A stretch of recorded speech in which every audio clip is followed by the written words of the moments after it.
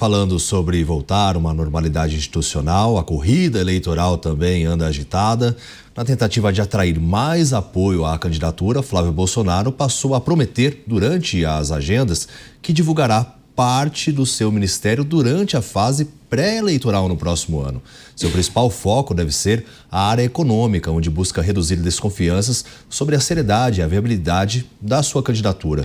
O senador repetiu o compromisso durante a agenda com integrantes do mercado na última semana e citou o exemplo do pai, Jair Bolsonaro, que anunciou Paulo Guedes para a pasta da economia antes do pleito.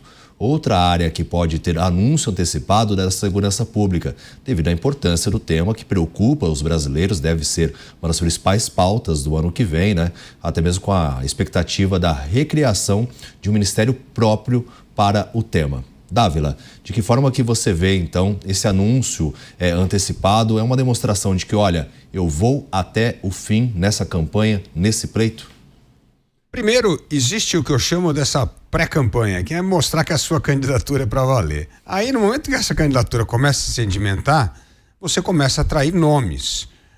Hoje, Flávio Bolsonaro ainda está na fase de convencer o mercado, convencer as pessoas de que ele é uma candidatura séria que veio para ficar e que não é apenas uma candidatura passageira, apenas para cumprir um papel numa equação de fortalecimento, eventualmente, de uma futura candidatura de uma outra pessoa da direita. Então, primeiro é preciso convencer os outros que a candidatura é para valer. Uma vez convencido, passando essa etapa, que eu vejo que vai ser por volta de fevereiro, começo de março, aí sim a campanha vai começar um período da pré-campanha muito importante, que é a solidez da campanha. Então aí, realmente, se ele conseguir atrair nomes importantes e anunciar nomes, isso ajuda uma candidatura a ganhar atração. Mas se hoje Flávio Bolsonaro, ainda nesta fase de consolidar a sua campanha política, tentar anunciar algum nome, provavelmente nenhum nome de peso vai aceitar, porque não quer entrar também numa aventura. Então é uma questão de etapas. A primeira etapa é provar que a candidatura é para valer, a segunda etapa é começar a mostrar às pessoas que cercam essa candidatura, e terceiro é começar a anunciar. Então tem todo um ritual aí. Se você tentar pular etapas, o que ocorre é que você não consegue atrair gente de peso para fazer parte do seu time. Mas Flávio Bolsonaro me parece uma pessoa que sabe desse tempo da política e vai cumprir essas etapas com cuidado para justamente não queimar a possibilidade amanhã de ter uma candidatura um pouco mais robusta do que é hoje. Agora, Musa, você avalia dessa forma também que essa demonstração, até porque quando teve o anúncio do nome dele, as bolsas caíram, então ele quer demonstrar que, olha, é viável a minha candidatura, até na última a pesquisa mais recente que saiu, demonstra que ele, entre todos os nomes da direita, está à frente até mesmo do Tarcísio, apesar de um ponto percentual, né? Veja, David, eu acho que a maioria, e de novo, está tudo em aberto na minha opinião, e eu acho que a maioria está sendo precipitada ao dizer que a candidatura dele não vingará ou que realmente vingará. Na minha opinião, está tudo aberto. Então, o que cabe aqui é analisar com algumas ferramentas que temos disponíveis, entender um pouco e colocarmos, obviamente, a nossa percepção pessoal, tá? Me parece que o Flávio, ele vem assumindo um discurso muito mais ao centro. Ele entendeu talvez essa pesquisa que eu mencionei lá atrás, que grande parte dos eleitores, por volta de 57, de acordo com o que eu vi, eu não lembro exatamente qual é o instituto, que são aqueles eleitores, como eu mencionei no meu primeiro comentário, que são aqueles que acabam decidindo a eleição, que é o pêndulo. Vale lembrar, como o Dávila mencionou em um dos seus comentários, que o Lula nas últimas eleições teve uma margem mas muito apertada, com toda a polarização que estávamos vivendo ali. E havia uma rejeição muito grande ao Bolsonaro, e eu acredito que, com o tempo, o Flávio, com esse discurso mais leve, anunciando nomes, ele tem uma possibilidade muito grande de diminuir essa rejeição que está sendo colocada agora, e que grande parte das pessoas que votam numa pesquisa, votam pelo nome. A grande parte das pessoas vai ali no emocional. Como é feita a pergunta, como é feita a entonação, quais são as opções da resposta, qual a ordem cronológica que se colocam essas respostas. Então, a pessoa, de repente, que tem uma rejeição ao Jair, ouve o nome Bolsonaro e, consequentemente, transfere aquela rejeição inicial para dar uma resposta na pesquisa. E eu, de verdade, não acredito que esse seja um resultado sólido. Pode ser que vingue, como pode ser que não vingue. Mas ele trazendo esse discurso mais ameno, trazendo nomes importantes, eu tenho minhas... Acho que travou o sinal do Musa, daqui a pouquinho a gente vai restabelecer. Mas tem uma pesquisa também que mostra, né, que foi feita pela Quest, a gente até repercutiu no Morning Show. Desculpa ficar fazendo propaganda no Morning, que sempre a gente também traz essas pautas, né? Que mostra que 49% acham que Flávio Bolsonaro vai levar a campanha até o fim. Já outros 38% acreditam que não. E o que eu achei engraçado é que 13% disseram que não sabem ou não quiseram responder. Mas, Diego Tavares, você acredita que realmente ele vai levar essa candidatura até o fim? Ou é uma forma de diálogo ali com as alianças políticas, uma articulação para ele se cacifar também politicamente? Olha, David, nós repercutimos essa pesquisa ontem também no Fast News e está aqui fazendo também propaganda de outro programa da casa.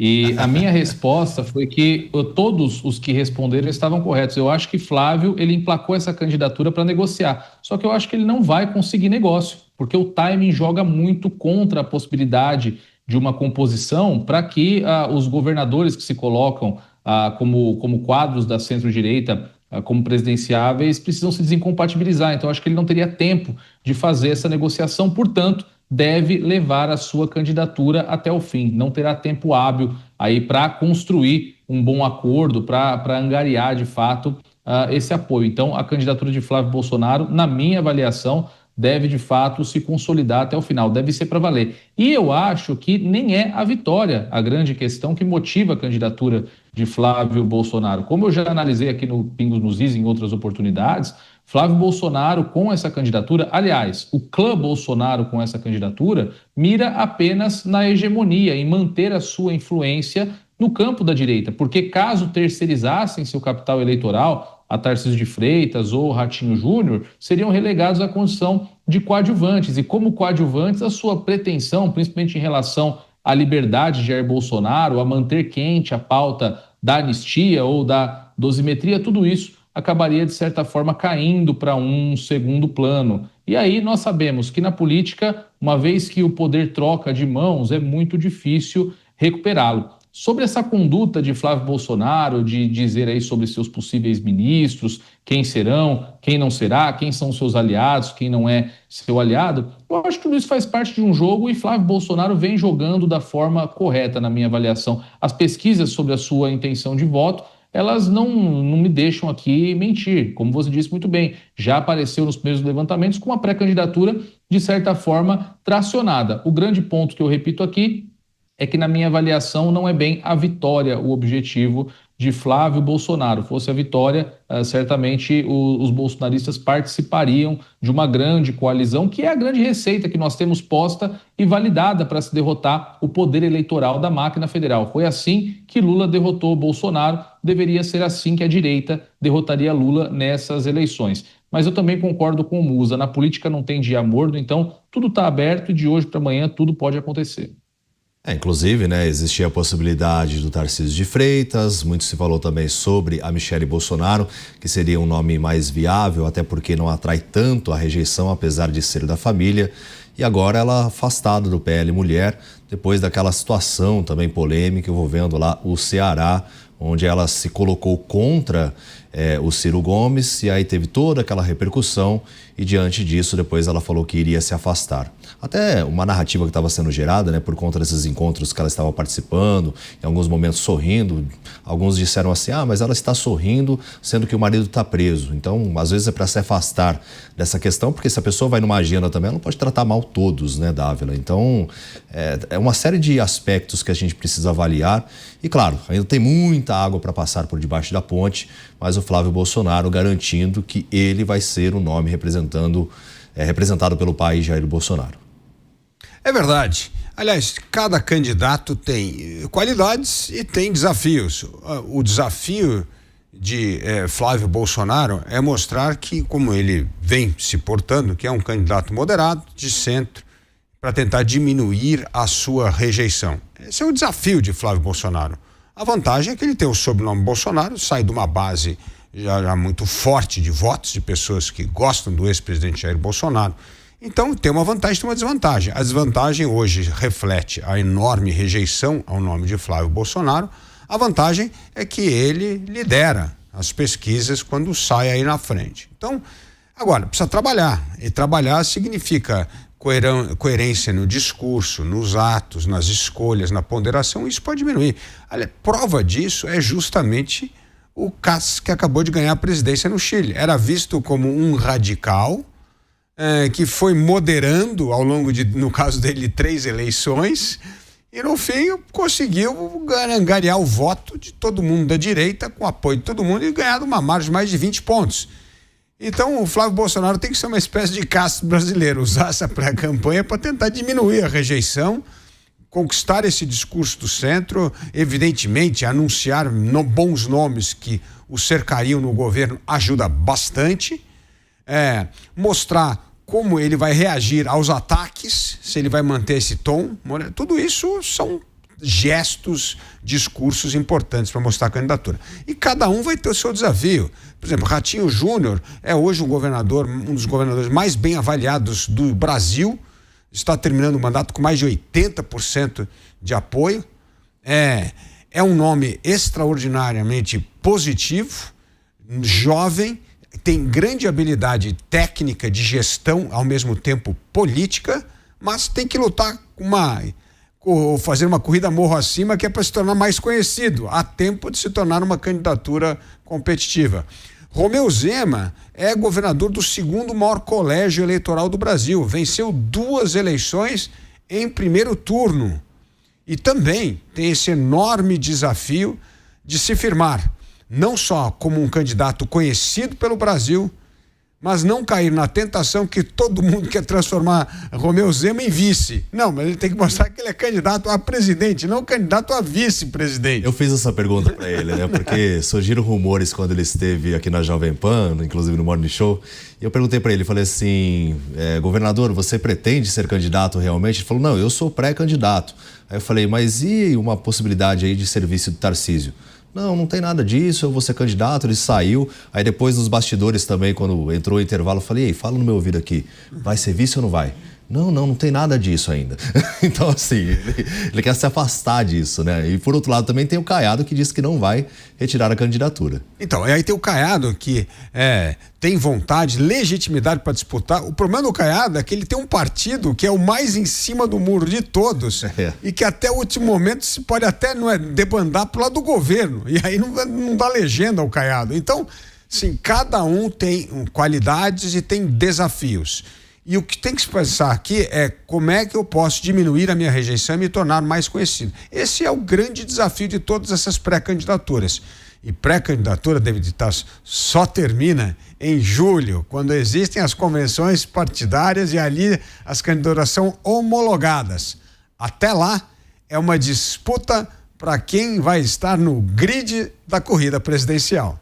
E até lá também muitas pesquisas vão balizar se o candidato é viável ou não, né, Musa? Porque, de fato, elas interferem bastante na decisão, na hora ali de falar, esse vai ser o nome representando aqui o partido. Sem dúvida, claro. Por isso que eu mencionei há pouco que, na minha opinião, está realmente tudo aberto. A política, ela não cansa de mudar a trilha que parece muito bem encaminhada.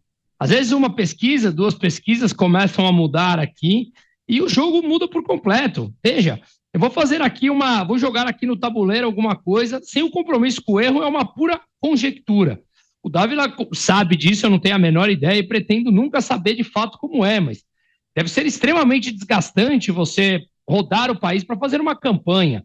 Deve ser extremamente desgastante, física e mentalmente, estou falando.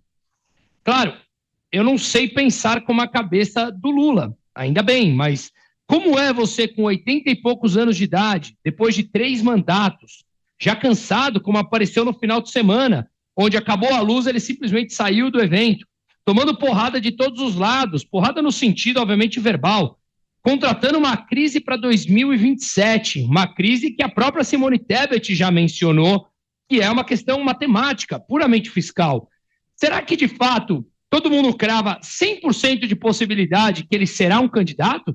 Ou, de repente, um cansaço e ele pode mudar de ideia? Veja, a narrativa pode estar completamente pronta. De novo, eu estou fazendo aqui uma pura conjectura pessoal, sem o compromisso com o erro. Ele vem a público com aquela narrativa que ele sempre teve. No primeiro mandato, eu coloquei o Brasil no mundo. No segundo mandato, eu erradiquei a pobreza no Brasil. No terceiro mandato, eu salvei a democracia. E assim eu termino a minha biografia pública e vou descansar. Veja, me parece que seria um tanto quanto óbvio se fosse um pensamento, digamos, normal, aos seus 80 e poucos anos de idade. Então, o que eu quero dizer com tudo isso é que, no meu entender, absolutamente todos os cenários continuam em cima da mesa. E todos, eu tenho falado, todos mesmo. A política, ela não cansa de surpreender. Ela é a arte do possível por completo. E temos ainda o quê? 8, 9 meses para as eleições? Então, de novo, eu tomaria muito cuidado ao falar, coloco minha mão no fogo por alguma coisa.